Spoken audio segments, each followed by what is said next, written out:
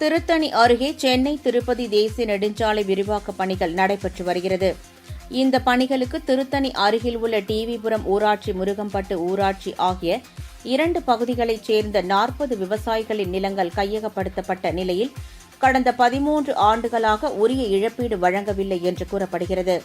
இதுகுறித்து மாவட்ட ஆட்சியர்கள் கோரிக்கை மனுக்கள் அளிக்கப்பட்டதாகவும் கிராம சபைகளில் தீர்மானம் நிறைவேற்றப்பட்டதாகவும் விவசாயிகள் புகார் கூறியுள்ளனர். இது தொடர்பான வழக்கை விசாரித்த சென்னை உயர்நீதிமன்றம் விவசாயிகளுக்கு உரிய இழப்பீடு தொகை வழங்க வேண்டும் என்று உத்தரவு இட்ட பிறகும் இதுவரை உரிய இழப்பீடு தொகை வழங்கப்படவில்லை என்று கூறப்படுகிறது. இந்நிலையில் தேசிய நெடுஞ்சாலைத்துறை பணிகளை மேற்கொள்ள ஜேசிபி இயந்திரங்களுடன் வந்த அதிகாரிகளை முற்றுகையிட்டு விவசாயிகள் ஆர்ப்பாட்டத்தில் ஈடுபட்டனர். இழப்பீடு தொகை வழங்கும் வரை நெடுஞ்சாலை பணிகளை தொடங்க அனுமதிக்க மாட்டோம் என்று திட்டவட்டமாக கூறிய விவசாயிகள் தேவைப்பட்டால் தீக்குளிப்பு போராட்டத்தில் ஈடுபடுவோம் என்று எச்சரித்தனர். என் வீட்டுக்கார விட்டுட்டேன், என் பிள்ளைய விட்டுட்டேன், அந்த நிலத்தால எல்லாமே செத்து பண்ணாங்க. இருக்கிறது நான் உண்டு. அப்போ நானு ரோடு போட்டு தான் ஆவன்றாங்க. ₹2.40 தரணி விராட்டு அதுக்கு உரிய இழப்பீடு கிடையாது. அதனால எங்க வாழ்வாதாரம் போச்சு.